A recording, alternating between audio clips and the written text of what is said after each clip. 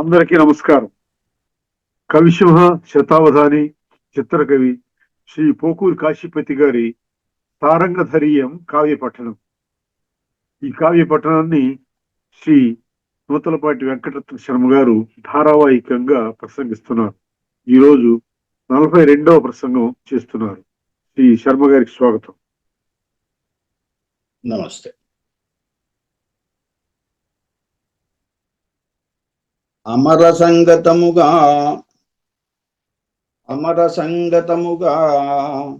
తా చక్ర కేశవ మన్మధార్కాదులు మలయుచుంట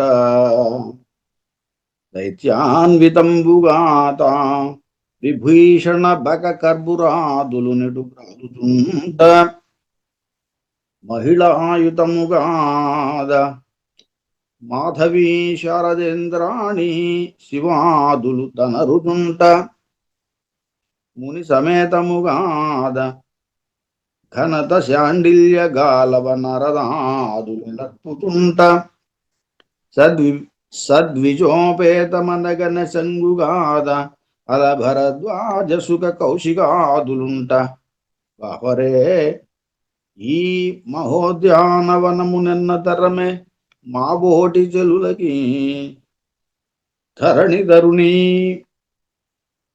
ఈ వనాన్ని వర్ణించాడు. ఇక్కడ కూడా వీళ్ళు వనంలో ఉన్నారు. నాయక వాళ్ళ చెలికత్తులు వీళ్ళంతా వనంలో ఆడుతూ పాడుతూ ఉన్న సమయంలో ఇదిగో ఒక చెలికత్తె ఇలా చెప్పడం మొదలుపెట్టింది. ఈ వనాన్ని వర్ణించడం మా తరమా. ఎందుకు అంటే ఇందులో ఉన్నటువంటి వృక్షాదులన్నీ ఇక్కడ రెండు భాగాలుగా, ఇక్కడ రెండు రకాలుగా చెప్పాడు. దీంట్లో కూడా మళ్ళీ వృక్షాదులు, లతాదులు ఇలాంటివన్నీ ఒక అర్థంలోకి వస్తున్నాయి. ఇంకొక అర్థంలోకి దేవతలు, ఋషులు, సద్విజులు ఇలా వీళ్ళందరూ ఇంకో వరుసలోకి వస్తున్నారు. రెండూ ఒకేసారి వచ్చేటట్టుగా పద్యాన్ని చెప్పారు. రెండు అర్థాలు దీంట్లో ఒకేసారి వస్తూ ఉంటాయి. మొదటి లైన్ చూద్దాం. అమర సంగతముగా చక్ర కేశవ మన్మథత అర్కాదులు మలయుజుంట. ఇక్కడ అమర సంగతము అని చెప్పాడు. అమరులతో కూడినది అని. అమరులు అంటే దేవతలు, మృత్యు లేని వాడు కదా. అమర సంగతము కాదా చక్ర కేశవ మన్మథ అర్కాదులు మలయుజుంట. ఇక్కడ వీళ్ళంతా తిరుగుతూ ఉండటం వల్ల ఎవరెవరు? చక్ర ఇంద్రుడు, కేశవ విష్ణువు, మన్మధుడు, అర్క సూర్యుడు వీళ్ళంతా కూడా ఇక్కడ తిరిగి మలయుచుండటం వల్ల ఇది అమర సంగతము అని చెప్పారు. అలాగే దైత్యాన్వితంబుగాదా విభీషణ బగ గర్భురాదులు నిటగ్రాలుతుంట.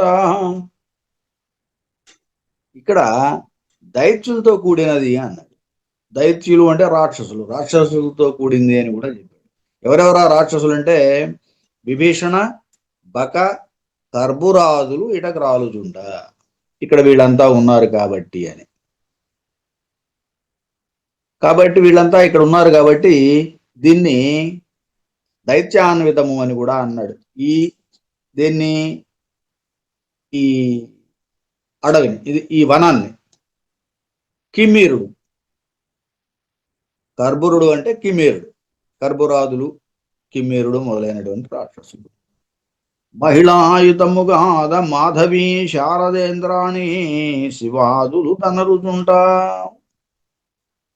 మాధవి, శారద,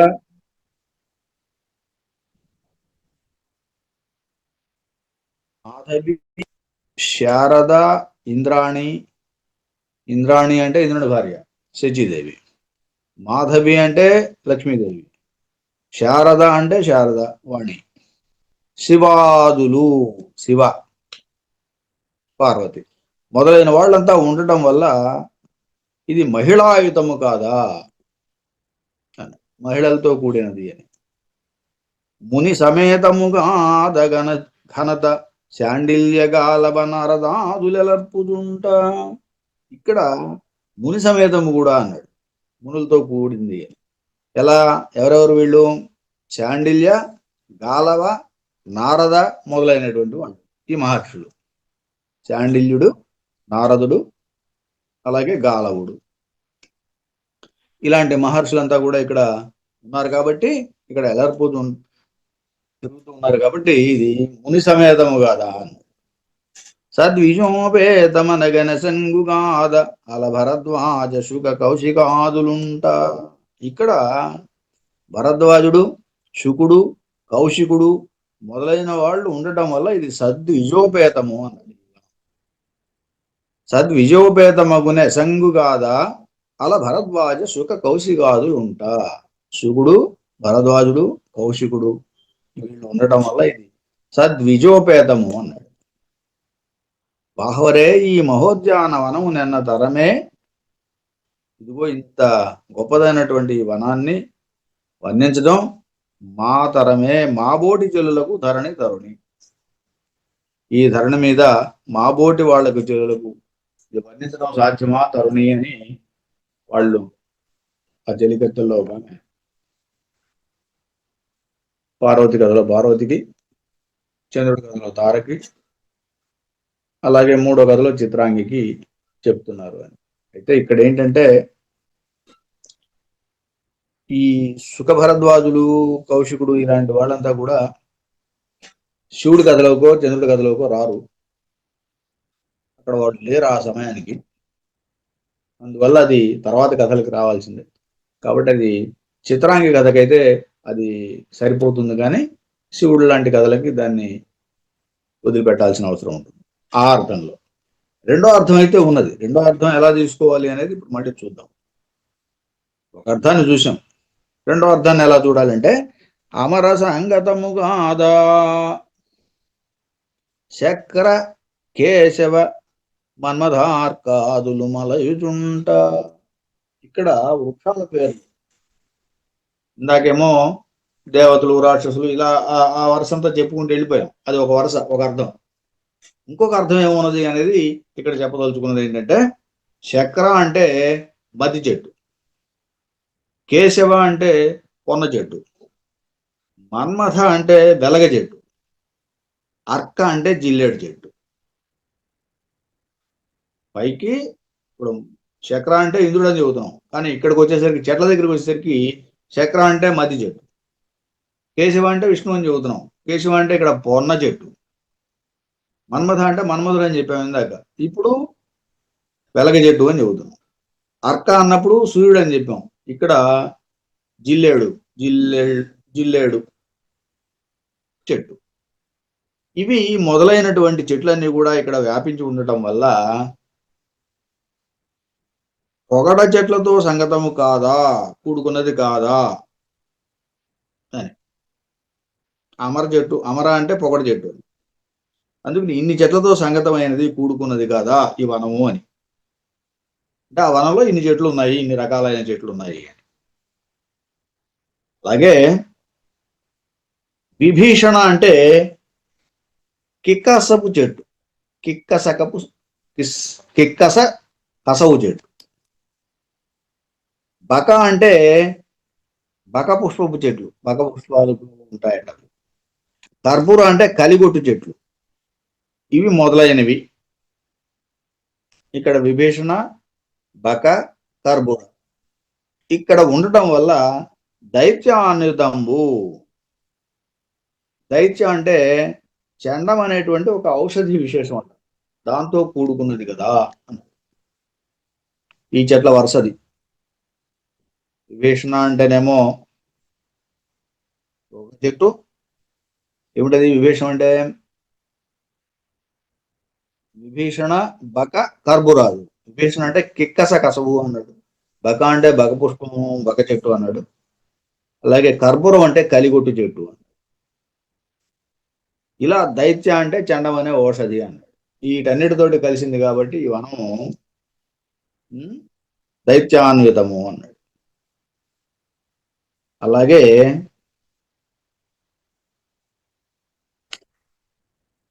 మహిళాయుతముగాద మాధవి శారద ఇంద్రాణి శివాదులు తనవుతుంట. ఇక్కడ కూడా ఇవన్నీ చెట్లే. ఏం చెట్లు? మాధవి చెట్టు, మాధవి లత అంటూ ఉంటాం కదా, పూల గురివింద చెట్టు అంటారు. పూల గురివింద చెట్టుని మాధవి అన్నారు. శారద అంటే ఏడాకుల అరటి చెట్టుని శారద అన్నారు. ఇంద్రాణి అంటే వావిలి చెట్టుని ఇంద్రాణి అన్నాడు. శివ అంటే ఉసిరిగ చెట్టుని శివ అన్నాడు. ఈ ఈ మొదలైనవన్నీ ఉండటం వల్ల దీన్ని మహిళాయుతము కాదా అన్నాడు. మహిళ అంటే ప్రేంకణపు చెట్టు, ప్రేంకణపు చెట్టు. ఇదిగో ఇన్ని రకాల చెట్లని, సాధారణంగా ఈ చెట్లను మనం చూసి కూడా ఉండము కొన్ని చెట్లు అయితే. ఇప్పుడు ఉన్నటువంటి సమాజంలో ఆ చెట్టు ఇది అని చెప్పి తెలియటం కూడా కష్టంగా ఉంది.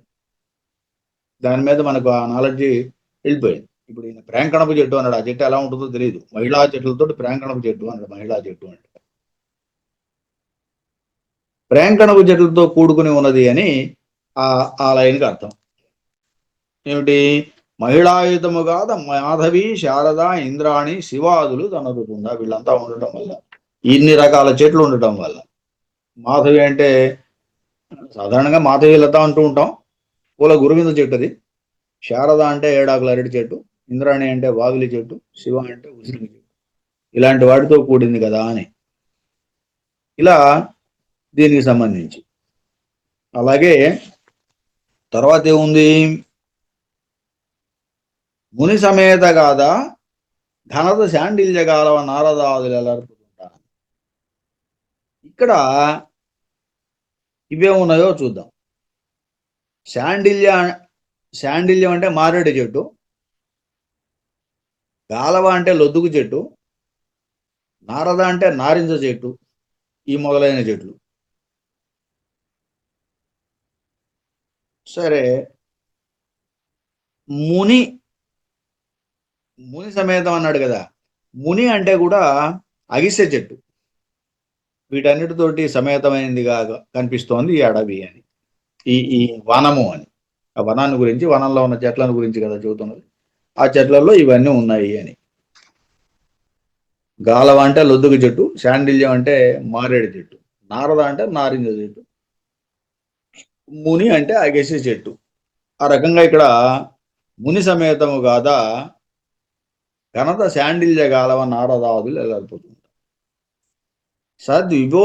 సద్విజోపేతం అనగనసంగు కాదా అలా భరద్వాజ శుక కౌశికాదులు. ఇక్కడేమున్నాయి? భరద్వాజ, అలా భరద్వాజ అంటే ఏట్రింత పక్షులు, శుక అంటే చిలుకలు, కౌశిక అంటే గుడ్లగూబలు, ఈ మొదలైనవన్నీ ఉండటం వల్ల అని.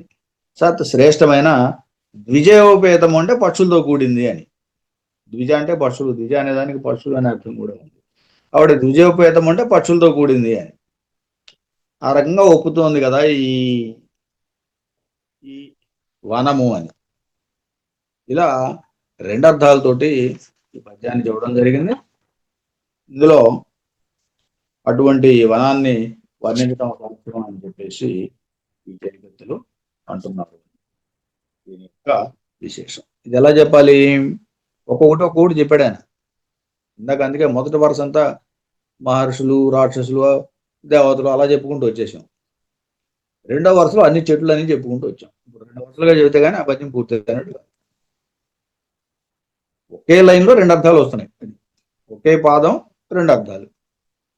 ఇట్లా చివరిదాకా పద్యం అంతా నడిచింది. సరే. తరణి మదన శక్ర వరుణ కేశవ శివాద్యమల తరుల చేతనలరునట్టి ఈ వనాంతరముననే సుమనస్సును తెచ్చి ఒసగవలనో తెలుపుమమ్మ. తరుణి మదన శక్ర వరుణ కేశవ శివాది అమల తరుల చేత నలరునట్టి. ఇదిగో ఇన్ని చెట్లు ఉన్నాయట ఇక్కడ. అలా అలరుతూ ఉన్నటువంటి ఈ వనంలో నుంచి నే సుమనస్సును తెచ్చి ఒసగవలనో తెలుపుమా. ఏ రకమైనటువంటి సుమనస్సు అంటే ఇక్కడ పువ్వు అని అర్థం. ఏ పువ్వును తెచ్చి ఇవ్వాలో చెప్పు అన్నట్టు. ఇక్కడ చూద్దాం ఏం చెప్పాడో. దీనికి ఇక్కడ కూడా రెండు అర్థాలు ఉన్నాయి, చూద్దాం. తరణి అంటే చిన్న గోరెంట చెట్టు. మదన అంటే మంగ చెట్టు, చక్ర అంటే కొడిసె చెట్టు, వరుణ అంటే ఉలిమిరి చెట్టు, కేశవ అంటే పొన్న చెట్టు, శివ అంటే ఉసిరికి చెట్టు. ఇవి ఈ చెట్లు ఆ మొదట్లైనంత అది. తరణి, మదన, చక్ర, వరుణ, కేశవ, శివ, ఇన్ని రకాల చెట్లు. చిన్న గోరింట చెట్టు, మంగ చెట్టు, ఉమ్మెత్త చెట్టు. దాన్ని మదన మంగ చెట్టు అనే దానికి ఉమ్మెత్త చెట్టు అంటారట. ఉమ్మెత్త అంటే తెలుస్తుంది, మంగ చెట్టు అంటే తెలియకపోవచ్చు. కానీ చక్ర కొడిసె చెట్టు, వరుణ ఉలిమిరి చెట్టు, కేశవ పొన్న చెట్టు, శివ ఉసిరిగ చెట్టు. ఆది అమలతరుల చేత నలరునట్టి ఈ వనాంతరమున నే ఏ సుమనస్సును తెచ్చి యొసగవలనో తెలుపుమమ్మా. ఇలాంటి ఈ అడవిలో, ఈ ఈ వనంలో ఏ సుమనస్సును, సుమనస్సు అంటే పుష్పం అని చెప్పాను కదా, ఏ పుష్పాన్ని తీసుకొచ్చి ఇయ్యాలో తెలుపుమమ్మా అని.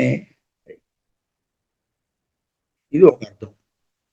దీనిలో ఉన్నటువంటి అంతరార్థం ఏమిటి అంటే, తరణి అంటే సూర్యుడు, మదన అంటే మన్మధుడు, శక్ర అంటే ఇంద్రుడు, వరుణ అంటే వరుణుడు, కేశవ అంటే విష్ణుడు, శివ అంటే ఈశ్వరుడు మొదలైన అమలతరుల చేతన్, నిర్మలతరులైనటువంటి అలరునట్టి ఈ వనాంతరమునందు, ఈ ఉద్యానవాసంలో ఏ సుమనస్సును తెచ్చి ఇవ్వలను, ఏ వేల్పును తీసుకొచ్చి అప్పగించవలను అని అడుగుతున్నారు. రెండు అర్థాలు. మొదటి వరుస చెప్పుకున్నప్పుడు మనం అన్ని వృక్షాలు చెప్పుకున్నాం. ఆ వృక్షాలన్నీ, చెట్లన్నీ చెప్పుకున్న తర్వాత దేని పువ్వు తీసుకురావాలి అని అడుగుతున్నారు ఆ చెలికత్తి ఒక అర్థంలో. ఇంకొక అర్థంలో అక్కడ దేవతలందరినీ చెప్పుకున్నాం. ఉన్నదంతా మొదటి లైన్లోనే ఉంది. మొదటి లైన్లోనే చెట్ల పేర్లన్నీ వచ్చినాయి, దేవతల పేర్లన్నీ వచ్చినాయి ఒకే లైన్లో. అప్పుడు ఏ దేవతను తీసుకురావాలి అని చెప్పి అడుగుతోంది చివరి లైన్లోకి వచ్చేసరికి.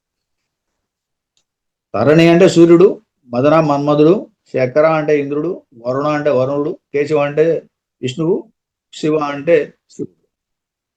ఇంతమంది దేవతలు ఉన్నారు.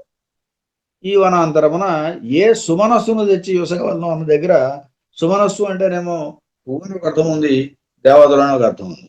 ఏ దేవతను తీసుకొచ్చి నీకు అప్పగించాలి అనేది యుసగవలనో తెలుపుమమ్మ అని అడుగుతున్నట్టుగా ఈ పద్యం. మరి ఇది ఒక చెలికెత్తే పలికింది. అనిన ఆ దేవి ఆ చెలికెత్తే భావం నెరింగి ఇట్లని. ఆ దేవి చెలికెత్తే భావం నెరింగి ఇట్లని. ఈ మూడిట్లో కూడా ఇదే కథ, పెద్దగా మార్పు ఏం లేదు. అందువల్ల స్ట్రైట్గా వెళ్ళిపోతున్నాం ముందుకు. ఇది చంద్రుడి కథలో ఇలా, చిత్రాంగ కథలో ఇలా అనడానికి ఏం లేదు. నాయక యొక్క భావం, ముగ్గురు నాయకులు ఇలాగే ఆలోచిస్తున్నారు అనేది సారాంశం. ఆ దేవి ఆ చెలికతే భావం ఎరిగి ఇట్లని. సతి పొగడగాని మన సారంగ ధృతి సుమనస్సుగై గొనియును అలుపు మీర తెచ్చి యొసగవలదే, తెలిసిన చెలులకు వేరే నేర్పవలనే విద్రుమోష్టి. ఏమిటంటున్నారు? మనసు తెలిసినటువంటి చెలికత్తెలకు ఏం తీసుకురావచ్చి ఇవ్వాలో తెలియదా అనేది సారాంశం. అది ఎలా చెబుతోందో చూడండి. సతి పొగడంగని మనసారంగ ధృతి సుమనస్సుగై కొనియును అలుపు మీర తెచ్చి యొసగవలదే, తెలిసిన చెరులకు వేరే నేర్పవలనే విద్రుమోష్టి. సతి పొగడగని, పొగడ వృక్షాన్ని చూచి, మనసారంగన్ మనస్ఫూర్తిగా, ధృతిన్ సంతోషంతో, సుమనస్సు గైకొనియున్ పుష్పాన్ని గైకొని, అలుపు మీర తెచ్చి అంటే నేర్పు మేర చతురతోటి తెచ్చి, యొసగవలదే తీసుకుని వచ్చి ఇవ్వవలదా, తెలిసిన చెల్లులకు వేరే నేర్పవలనే విద్రుమోష్టి. కాబట్టి ఈ కథ ఈ ఈ ఒక భావం ఇలా పొగడ వృక్షము దీనికి సంబంధించిన చెలి యొక్క ఈమె యొక్క మనసు ఎరిగినటువంటి చెలి కాబట్టి తీసుకొచ్చి ఇవ్వద్దా అని. ఏమిటి ఇవ్వాలి? ఒక పుష్పం. ఏ పుష్పం అది? పొగడ వృక్షం నుంచి పొగడ పువ్వు. ఇది ఈ రకమైనటువంటి భావం. అదే రెండో విధంగా చెప్పాల్సి వచ్చినప్పుడు సతి పొగడగని పార్వతీదేవిని స్తోత్రం సతి అంటే పార్వతీదేవి పొగడను గాని స్తోత్రం చేయగా చూచి మన యొక్క సారంగ ధృతి సుమనస్సున్, ఈ సారంగ ధృతి సుమనస్సు అన్నప్పుడు ఈయన సారంగధరుడు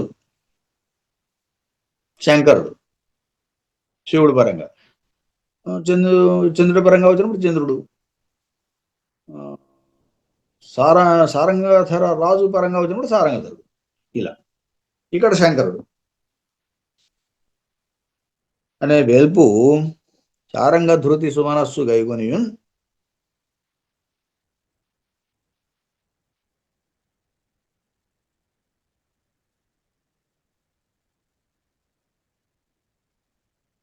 నలుపు గైకొనియున్ అలుపు మీర తెచ్చి వసంగవలదే. ఆ రకంగా ఆ నాయకుడిని తెచ్చి వసంగవలను అని చెప్పటం. ఇక్కడ నాయకుడు శివుడు, శివుని తీసుకొచ్చి వసంగవలను అనేది సారాంశం. ఇంకో కథలో చంద్రుడు, ఇంకో కథలో సారంగధరుడు. ఆ నాయకుడిని తీసుకొచ్చి అప్పగించాలనేది ఇక్కడ సారాంశం. అలుపు మీర తెచ్చి వసగవలదే అనేది అది. తెలిసిన చెల్లెలకు వేరు నేర్పవాలనే విద్రుమవష్టి. మళ్ళీ అలాగే ఓ పగడము వంటి, విద్రుమము అంటే పగడం, పగడము వంటి పెదవి వెళ్తానా అని సంబోధన, అంతే, ఓ చెలికత్తెని.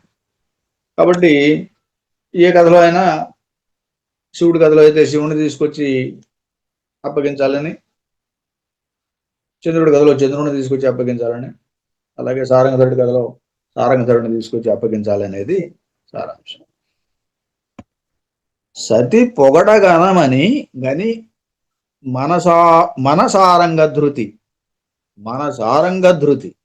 సారంగధరుడు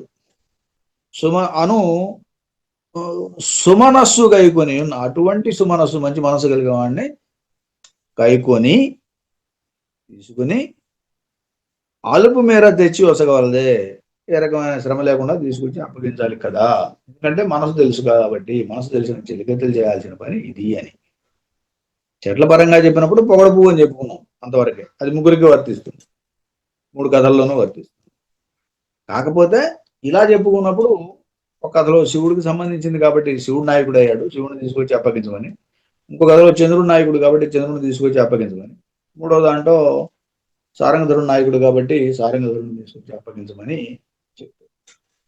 ఇలా అనిన ఆ దేవి భావంబు సారంగధరుని యందు దవిలిన వారును కాదను వారును అయి సంశయమునందుతున్న ఎడ మరి ఒక చెలికత్తే ఆ దేవితో ఇట్లా. ఇది చెప్పిన తర్వాత వాళ్ళు మళ్ళీ వితర్కించుకున్నారు, ఏం చెప్పింది అని అర్థం చేసుకున్నారు. ఏమనుకున్నారు? అనిన ఆ దేవి భావంబు సారంగధరుని యందు తవిలనను వారును, సారంగధరుని యందు తవిలినను వారును. సారంగధరుడు అంటే ఏ కథ కాకదే, మళ్ళీ ఆ కథలో శివుడని, ఈ కథలో చంద్రుడని, ఆ కథలో సారంగధరుడని. సారంగధరుని యందు అంటే సతీదేవి యొక్క మనసు సారంగధరుని యందు, అది శివుని యందు. అలాగే తార యొక్క మనసు చంద్రుని యందు, చిత్రాంగ యొక్క మనసు సారంగధరుని యందు. ఇలా తవిలనని వారును కాదను వారును, వాళ్ళలోనే ఒక 2 వర్గాలు అయినట్టు, ఒకడు అవునని ఒకడు కాదని. కాదను వారును అయి సంశయము నొందుతున్నా, ఇలా సంశయపడుతున్న సమయంలో మరినొక చెలికతే ఆ దేవితో ఇట్లని. మళ్ళీ ఇంకొక చెలికతే చెబుతోంది, మళ్ళీ నెక్స్ట్ ఏదో చెప్పబోతోంది అని. వీళ్ళు సంశయపడుతున్నారు ముందు, ఈమె శివుని కావాలంటోందా అని, వద్దంటోందా అని. వాళ్ళకి అర్థం కాలేదు. ఎందుకని? అందుకే పై పద్యాల్లో కూడా 2 అర్థాలు వచ్చేటట్టు చెప్పాడు. ఎక్కడ కూడా ఏకార్థంగా లేదు, రెండు రెండు భావాలు ఉన్నాయి. పైన సరిగా చూస్తే ఇక్కడ సారంగ ధృతి సుమానస్సును గైకొని అని ఉంది. పొగడగానేమని పొగడను తీసుకురామంది, పొగడ వృక్షాలలో ఆ పువ్వును తీసుకుని రమ్మని చెప్పినట్టుగా కనిపిస్తుంది.